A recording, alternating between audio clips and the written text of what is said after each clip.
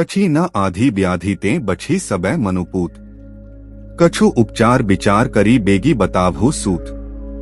हे सारथी, तुम अपने मन में विचार करके कोई ऐसा उपाय बताओ कि संसार के सभी मनुष्य मानसिक और शारीरिक रोगों से पीड़ित न हो और उनसे सदैव बचे रहें। कह छंदक में निपट कमारू।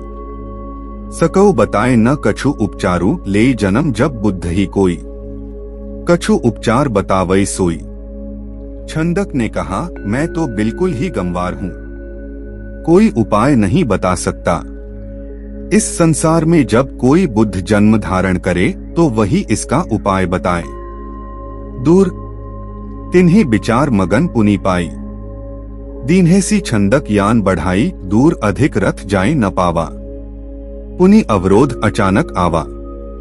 उन्हें फिर से विचारमग्न देखकर छंदक ने रथ को आगे बढ़ा दिया, लेकिन रथ अभी अधिक नहीं जा पाया था। तभी अचानक फिर रुकावट आ गई। दृश्य विचित्र निरखी चक्राए। राजकुमार मन मारी न पाए, रोधी रथी पुनि पूछन लागे। दृश्य अजब अवलोकु आगे, सामने अद्भुत दृश्य देखकर राजकुमार चकित हो गए। वे अपने मन को नहीं रोक पाए। रथ को रोककर छंदक से कहने लगे, हे छंदक, सामने विचित्र दृश्य देखो। चित्त पराई बसन बर बांधे। चारिहु कोन गहे कर कांधे, ढोभी काही किते सब जाही।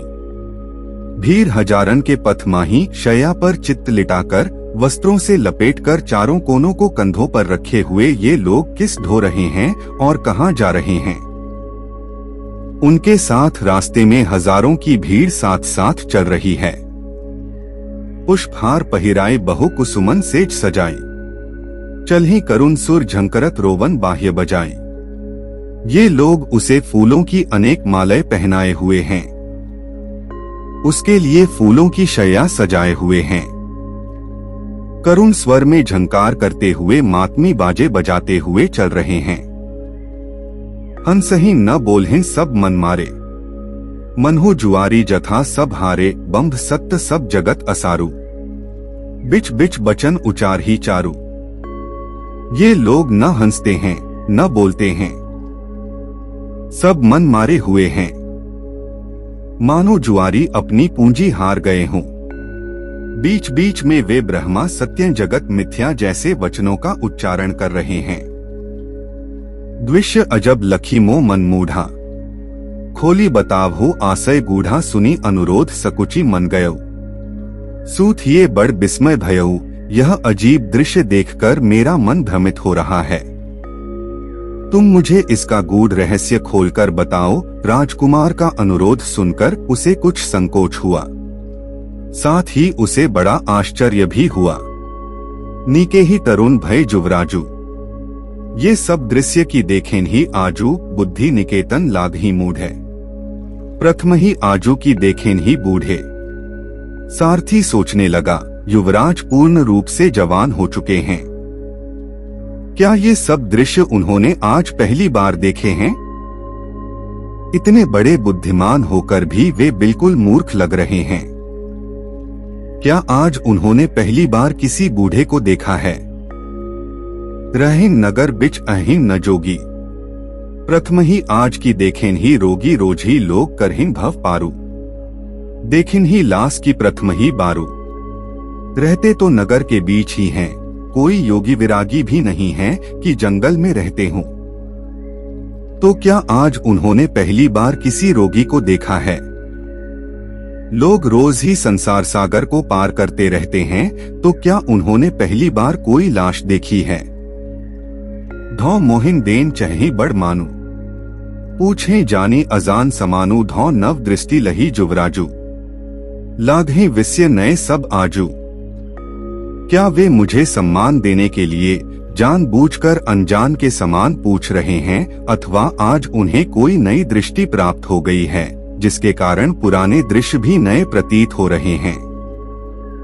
सोची विचारी निरुद्ध मन, सुलभ न शुद्ध निचोर। स्वामी ही भाव विभोर, लखी बोला भाव विभोर। सोच विचार करते करते उसका मन थक कर रुक गया, पर वह सही निष्कर्ष पर नहीं पहुंच पाया। स्वामी को विचारमग्न देखकर वह भावुक होकर बोला, जे जन लेहिन जन्म जग बीचा, ते सब होहिन बिमर्दित मीचा काल ग्रसित सब जीवनधारी, पार करहिन भव निज निज पारी। हे राजकुमार, इस संसार में जो जन्म लेते हैं वे सब मृत्यु द्वारा मारे जाते हैं। संसार के सभी जीवधारी काल के ग्रास होते हैं और अपनी अपनी बारी में संसार सागर से पार चले जाते हैं। सो जन आजू भयउ भव पारा, प्राण रहित तनु भयरु असारा प्रित गाथी सब यान सजाई। चले करुण सुर बाघ बजाई, वह आदमी आज संसार से पार हो गया है। उसका शरीर निष्प्राण होकर सारहीन हो गया है।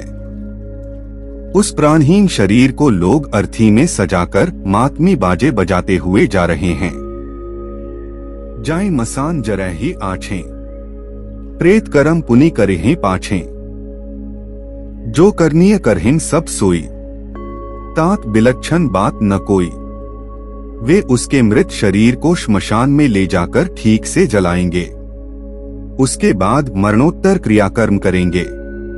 मृत्यु के बाद जो कुछ किया जाता है सब वही कर रहे हैं। हे स्वामी, इसमें कोई भी बात विलक्षण नहीं है। कंपित गात प्रकंपित हिया, भयो मलिन मुख जिमी दिन दिया, धूमिल दृष्टि निष्ठि छवि छीनी, जानी परी रवि ज्योति मलिनी। सारथी की बात सुनकर सिद्धार्थ का सारा शरीर कांप उठा। उनका हृदय हिल गया। मुख इस प्रकार मलिन हो गया जैसे दिन में दीपक। उनकी दृष्टि धुंधली हो गई और सारी सृष्टि बदरंग दिखाई पड़ने लगी। सूरज की रोशनी भी फीकी जान पड़ने लगी। जे गति गोई सोई पुनी जागे, यान वाह सन पूछन लागे। सांच बताव हो तुम्हें नखोरी, यही विधि होई ही मीच की मोरी। अपने मन की दशा को सारथी से छिपाते हुए वे फिर से सचेत हो गए और उससे पूछने लगे, हे सारथी, तुम्हें मैं कोई दोष न दूंगा। तुम मुझे सच सच बताओ कि क्या किसी दिन इसी प्रकार मेरी भी मृत्यु हो जाएगी? तात मात सुत भ्रात भृत नात गोत बहुआन, करेहें तेव की पार भव मरेहें ताहि समान। मेरे पिता, माता, पुत्र, भाई, भृत्य, सगे संबंधी, बंधु बांधव एवं अन्य सभी लोग क्या उसी के समान मरकर संसार से चले जाएंगे? कह छंदक सब जनमत साथु, लाभही बांधी कफन निज माथु। पूछत प्रश्न बतैही बौरे, मैं किमी कहूँ न मरे हैं रौरे। छंदक कहने लगा, हे राजकुमार, इस संसार में जन्म लेने के साथ ही लोग अपना अपना कफन अपने सिर पर बांध कर ले आते हैं। आपके प्रश्न का सही उत्तर तो एक पागल आदमी भी दे सकता है। फिर मैं कैसे कह दूं कि आप न मरेंगे? तात मात प्रिय परिजन नाना, मरे हैं तेव न बचे ही आना। 10 मुख बाहु सहस तनुरांचे, को बांचे ही जब तेव न बांचे। आपके माता, पिता एवं अनेक प्रिय परिजन भी मर जाएंगे तथा दूसरे भी नहीं बचेंगे। जिनके शरीर में 10 सिर और 1000 भुजाएं शोभ्यमान थीं, जब वही नहीं बचे तो फिर कौन बचेगा? जन्म मरण जग प्राकृत रीति, सांच बदत कछु मोहिन न भीति। बोले बोधिसत्व जग जोही, होत हिये बड़ विस्मय मोही। जन्म और मृत्यु इस संसार का प्राकृतिक नियम है। सच बोलने में मुझे कोई डर नहीं है। बोधिसत्व बोले, हे छंदक, संसार को देखकर मुझे बड़ा आश्चर्य होता है। परेव मरण मुख सब संसारा, बलि पशु तूल चरत सुख चारा। नासवान संसार असारु, भंगुर भोग भवन जस बारू। सारा संसार काल के गाल में पड़ा हुआ है, फिर भी वह बलि पशु के समान सुख रूपी चारा चर रहा है। यह संसार नाशवान और सारहीन है। सांसारिक सुख भोगों का महल रेत के घर के समान क्षणभंगुर है। जर्जर होत जरागत गातु, घातक रोग करहिन अपघातु। संतत नीच फिरै मुख बाय, घेरी चराचर जाति चबाए। वृद्धावस्था के आते ही मनुष्य का शरीर जीर्ण शीर्ण हो जाता है। मारक रोग कठोर प्रहार करते हैं। मृत्यु अपना मुख खोलकर निरंतर मंडराती है। वह चरचर प्राणियों को घेर कर चबाती रहती है। ताके अछत भजें भव भोगु, नख सिख मूढ़ लगें अस लोगु, रति सुख लेहिन परे मुख मीचा, तिन सम मूढ़ कवन जग बीचा। उस मृत्यु के रहते हुए जो लोग सांसारिक सुख भोगों में लीन रहते हैं, वे मुझे सिर से पांव तक मूर्ख जान पड़ते हैं। जो काल के गाल में पड़े हुए संभोग सुख भोगते हैं, उनके समान मूर्ख संसार में कौन है। नाचत काल कराल सिर बांचत लोक न कोई, ताही बिसारी बिलास रत मोह बिमूढ़ी हो। भयंकर मृत्यु सिर पर नाच रही है। संसार में कोई भी उससे बच नहीं पाता। उसे भुलाकर कोई मोहांध व्यक्ति ही भोगविलास में लीन हो सकता है। लोक गड़े दुख कंटक गाढ़े, पाए ही संच न सो बिनु काढ़े, जानी परहु तुम विज्ञ बहुता, उचित उपाय बतावहु सूता। संसार में दुख रूपी कठोर कांटे चुभे हुए हैं, उन्हें निकाले बिना उसे चैन नहीं मिल सकता। हे सारथी, तुम बहुत बुद्धिमान जान पड़ते हो। संसार के दुखों को दूर करने का कोई उपाय बताओ। भयो न रंचहु ताही घमंडा, मो सम विज्ञ तबामन गंडा, तुम जिज्ञासु करुण रसराते, विज्ञ जनाए परौ मैं ताते। अपनी प्रशंसा सुनकर छंदक को जरा भी घमंड नहीं हुआ। वह कहने लगा, मेरे जैसे बुद्धिमान तो यहाँ बामन गंडे मिल जाएंगे। हे राजकुमार, आपके मन में जानने की बड़ी इच्छा है और आप करुणा के रस से भरे हुए हैं। इसी से मैं आपको बुद्धिमान जान पड़ता हूँ।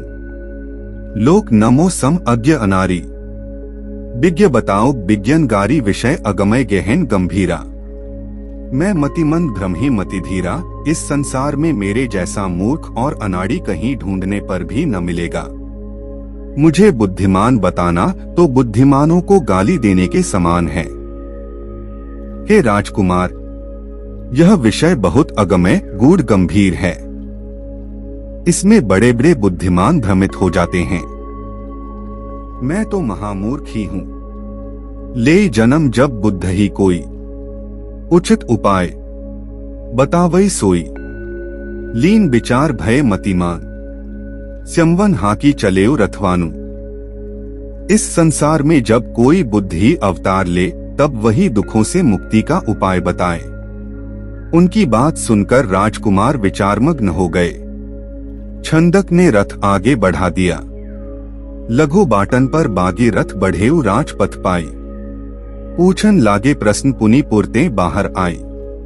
छोटी गलियों पर घूमने के बाद राजमार्ग पाकर रथ तेजी से आगे बढ़ा। नगर के बाहर जाने पर राजकुमार फिर प्रश्न पूछने लगे। कपित केस कपिल पट धारी, चलत उबेने ही इच्छाचारी आनन ओज प्रभा तनुबर से। लोचन सौमय सुधा रस सरसै, जोहत जाही सहज सुख लहई। पौरुष पुंज पुरुष को अहई।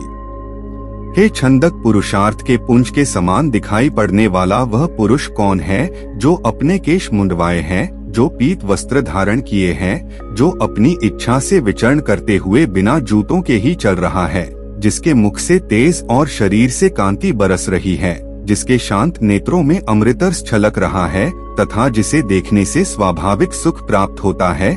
रोकी नरथ पथ छारेसी पाछे, मोरी बदन अवलोकेसी आँखें, जो ही जगत गति सुमती प्रकाशी। तजी घर बार भयो सन्यासी, लाभ हानि सम सुख दुख जाने। मान अमान समान ही माने।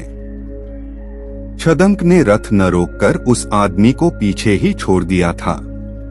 राजकुमार के पूछने पर उसने मुख मोड़कर पीछे देखा और बोला, हे राजकुमार, संसार की गति को देखकर उसमें सद्बुद्धि जागृत हो गई। अस्तु वह घर बार छोड़कर सन्यासी हो गया है। अब वह लाभ और हानि, सुख और दुख को एक समान ही समझता है। उसके लिए मान और अपमान भी एक बराबर हो चुके हैं। चिंतन मनन करत संवेतु, जीवन तासु जगत हित हेतु। सूत बचन सुनी राजकुमारु, पाए गए मझधार ही पारू। अब वह एकाग्र चित्त से चिंतन मनन करता है। उसका सारा जीवन संसार के कल्याण के लिए समर्पित हो चुका है। सारथी के वचन सुनकर राजकुमार को मानो मंझधार में डूबते हुए किनारा मिल गया। सुनी बैन प्रकाशक चैन भयो जनु रैन्ही में रवि पाए गए। द्रुत छंदक संग सतंग चढ़े वन नंदन कानन आए गए। तरु बेली कुरंगम केली बिहंगम बोल मनोरम भाई गए। लखी बिक्रम सिंह दुआर खरे अनुचारी हिये हर्षाड़ गए। सारथी के प्रकाश देने वाले वचन सुनकर राजकुमार को बड़ी शांति मिली। अंधेरी रात में मानो सूर्योदय हो गया हो। छंदक के साथ रथ पर चढ़े हुए वे शीघ्र ही नंदन वन में आ गए। वहां वृक्षलताएं, मृगों की क्रीड़ा तथा पक्षियों की सुंदर बोली उनके मन को बहुत अच्छी लगी।